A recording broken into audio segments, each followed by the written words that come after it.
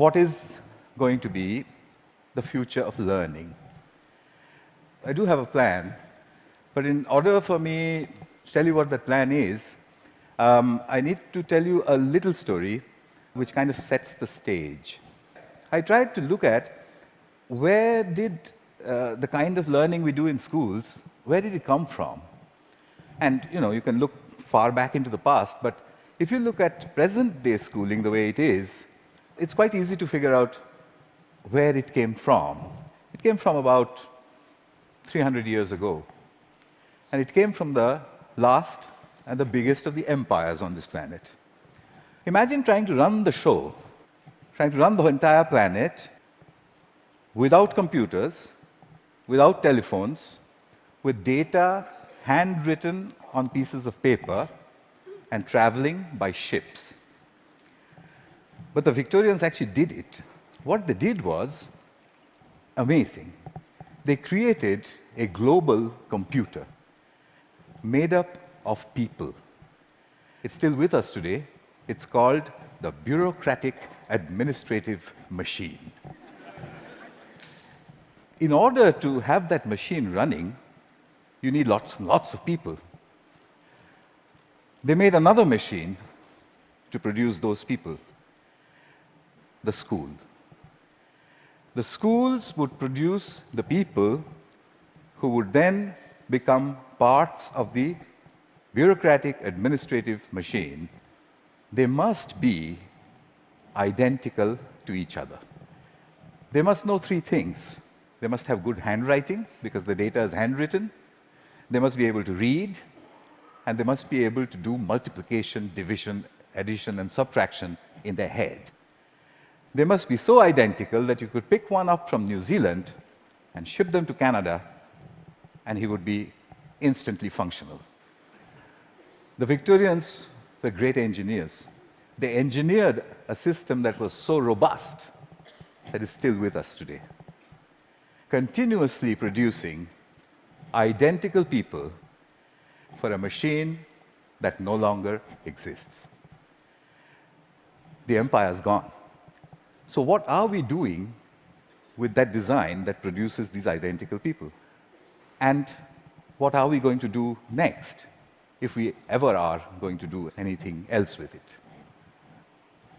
So that's a pretty strong comment there. I said, schools as we know them now, they're obsolete. I'm not saying they're broken. It's quite fashionable to say that the education system is broken. It's not broken. It's wonderfully constructed. It's just that we don't need it anymore. It's outdated. What's the kind of jobs that we have today? Well, the clerks are the computers. They're there in thousands in every office. And you have people who guide those computers to do their clerical jobs. Those people don't need to be able to write beautifully by hand. They don't need to be able to multiply numbers in their heads. They do need to be able to read. In fact, they need to be able to read discerningly. Well, that's today. But we don't even know what the jobs of the future are going to look like. We know that people will work from wherever they want, whenever they want, in whatever way they want. How is present-day schooling going to prepare them for that world? Well, I bumped into this whole thing completely by accident. I used to teach people how to write computer programs in New Delhi 14 years ago. And right next to where I used to work, there was a slum.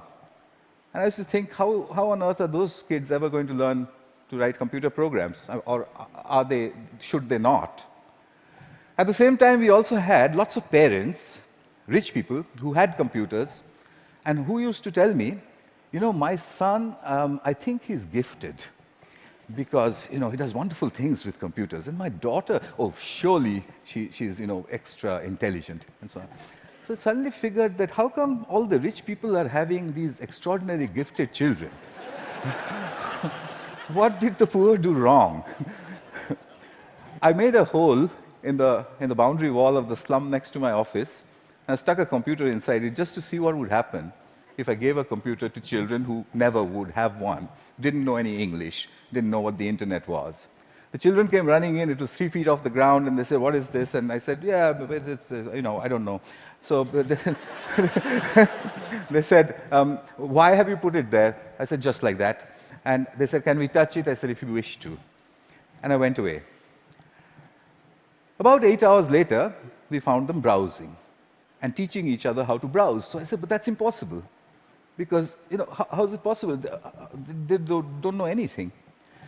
My colleagues said, "No, it's a simple solution. One of your students must have been passing by, showed them how to use the mouse." So I said, "Yeah, that's possible." So I repeated the experiment. I went 300 miles out of Delhi into a really remote village where the chances of a passing software development engineer was very little. I repeated the experiment there. There was no place to stay, so I stuck my computer in, I went away, came back after a couple of months, found kids playing games on it.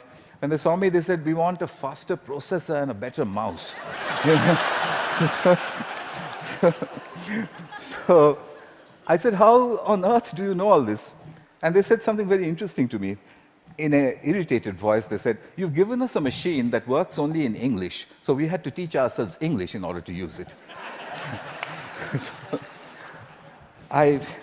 That's the first time as a teacher that I heard the word "teach ourselves" said so casually.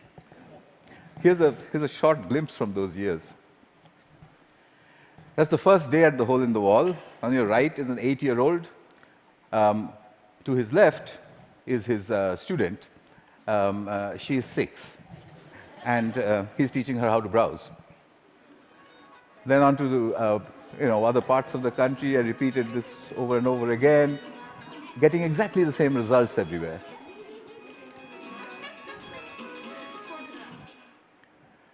An 8-year-old telling his elder sister what to do.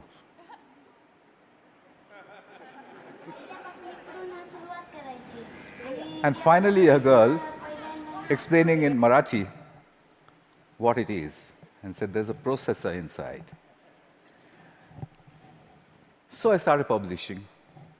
I published everywhere. I wrote down and measured everything, and I said in 9 months, a group of children left alone with a computer in any language would reach the same standard as an office secretary in the West. I'd seen it happen over and over and over again. But I was curious to know what else would they do if they could do this much. I started experimenting with other subjects. Among them, for example, pronunciation. There's one community of children in southern India whose English pronunciation was really bad. And they needed good pronunciation because that would improve their jobs. I gave them a speech-to-text engine in a computer. And I said, "Keep talking into it until it types what you say." Okay. They did that and watched a little bit of this. Nice to meet you. Nice to meet you. The reason I end it with that, the face of this young lady over there is because I suspect many of you know her. She's now joined a call center in Hyderabad and may have tortured you about your credit card bills. in a very clear English accent. So then people said, "Well, how far will it go? Where does it stop?" I decided I would destroy my own argument by creating an absurd proposition. I made a hypothesis, a ridiculous hypothesis. Tamil is a South Indian language, and I said, "Can Tamil-speaking children in a South Indian village learn the biotechnology of DNA replication in English from a street-side computer?" And I said, "I'll measure them, they'll get a 0. I'll spend a couple of months, I'll leave it for a couple of months, I'll go back, they'll get another 0. I'll go back to the lab and say, we need teachers." I found a village, it was called Kali Kuppam in southern India.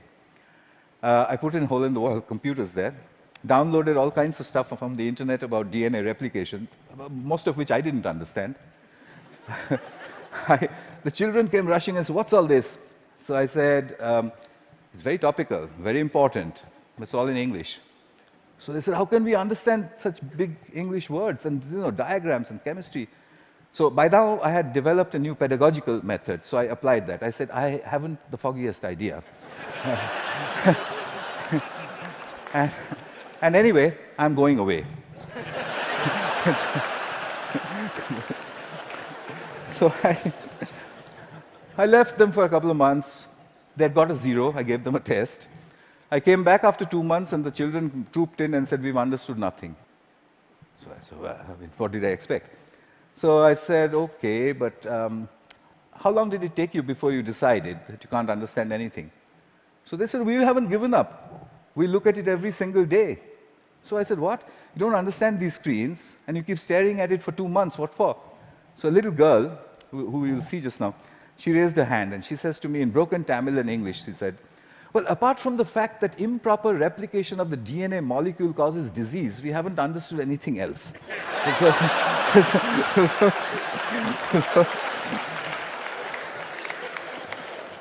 So I tested them. I got an educational impossibility, 0 to 30% in 2 months in the tropical heat with a computer under the tree in a language that they didn't know, doing something that's a decade ahead of their time. Absurd. But I had to follow the Victorian norm. 30% is a fail. How do I get them to pass? I have to get them 20 more marks. I couldn't find a teacher. What I did find was a friend that they had, a 22-year-old girl who was an accountant, and she played with them all the time. So I asked this girl, "Can you help them?" So she says, "Absolutely not. I didn't have science in school. I have no idea what they're doing under that tree all day long. I can't help you." I said, "I'll tell you what, use the method of the grandmother." So she says, "What's that?" I said, "Stand behind them.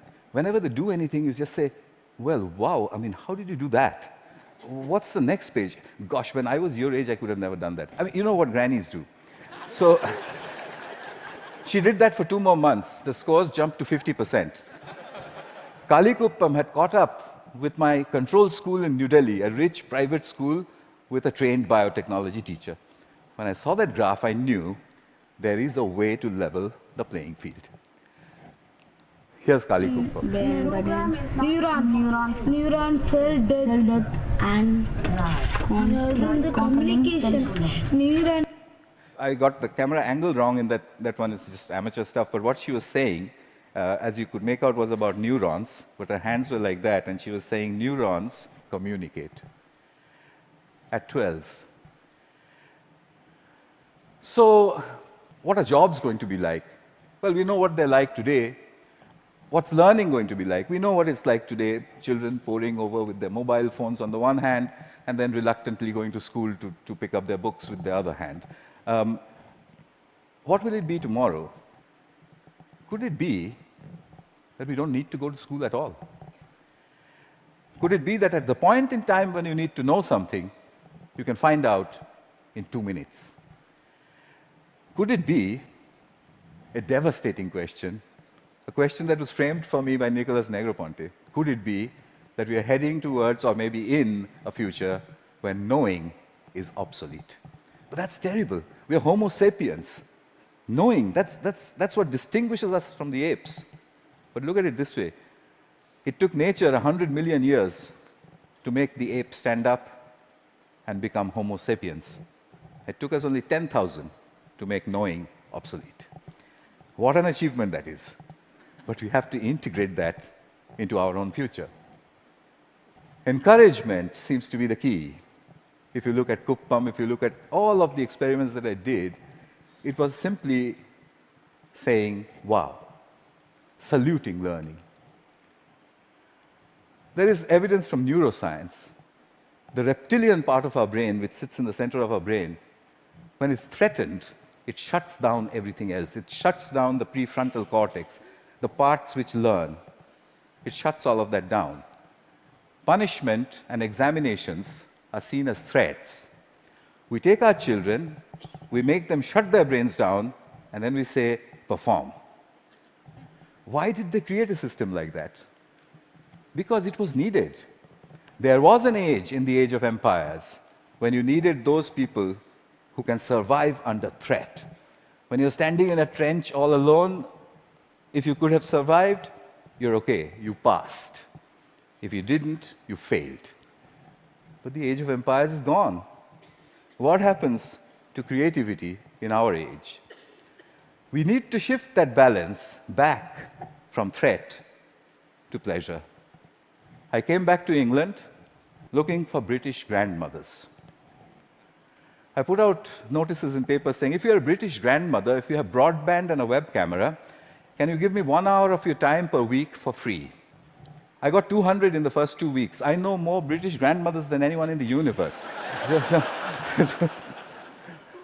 They're called the granny cloud.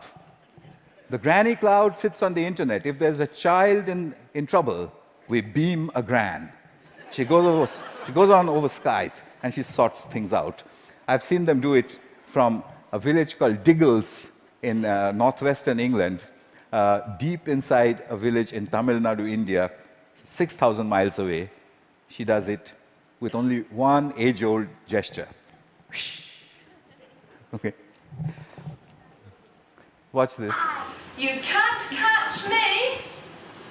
You say it. You can't catch me. I'm the gingerbread man.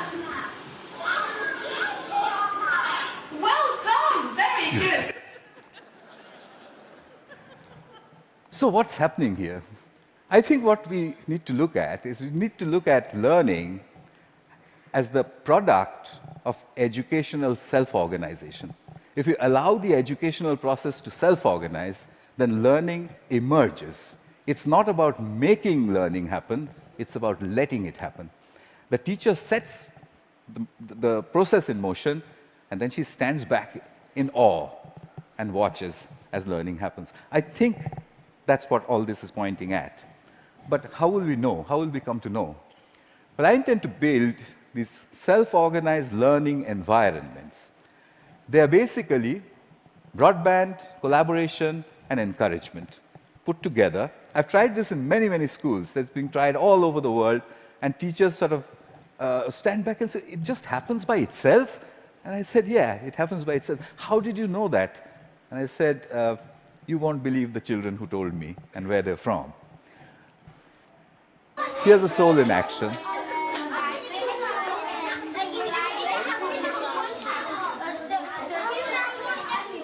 This one is in England.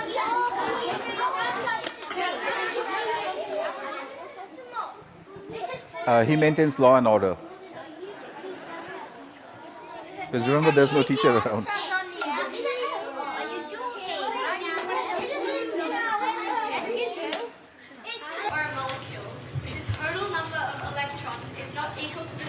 Australia. Giving it a net positive or negative electrical charge. The net charge on an ion is equal to the number of protons in the ion minus the number of electrons. A decade ahead of our time. So souls, I think we need a curriculum of big questions. You already heard about that. You know what that means. There was a time when Stone Age men and women used to sit and look up at the sky and say, what are those twinkling lights? They built the first curriculum. But we've lost sight of that wondrous questions. We've brought it down to the tangent of an angle. But that's not sexy enough. The way you would put it to a 9-year-old is to say, if a meteorite was coming to hit the Earth, how would you figure out if it was going to or not? And if he says, well, what? How? You say there's a magic word, it's called the tangent of an angle, and leave him alone. He'll figure it out. So here are a couple of images from souls. I've tried incredible questions. When did the world begin? How will it end? To 9-year-olds. Yeah, this one's about what happens to the air we breathe.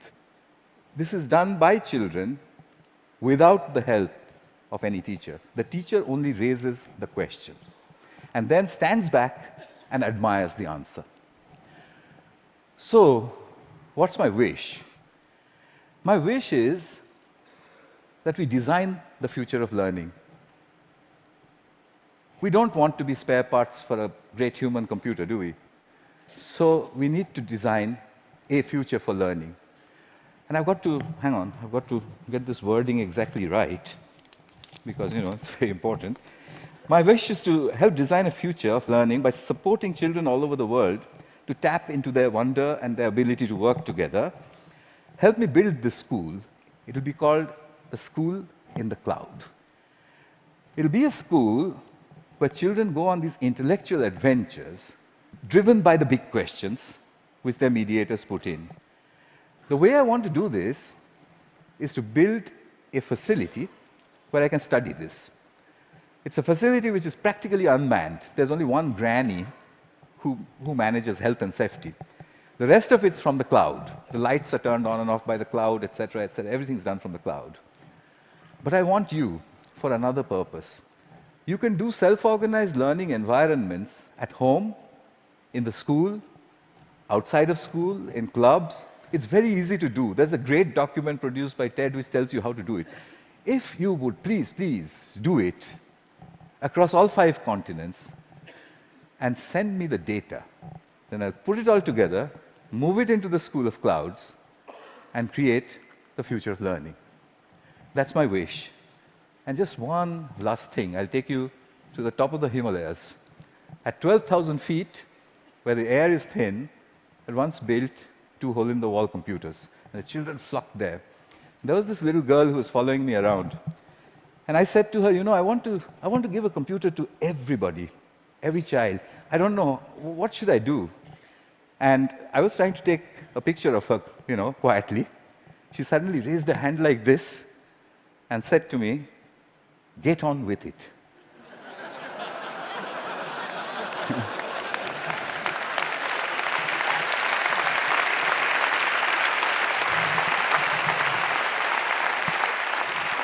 I think it was good advice. I'll follow her advice. I'll stop talking. Thank you. Thank you very much.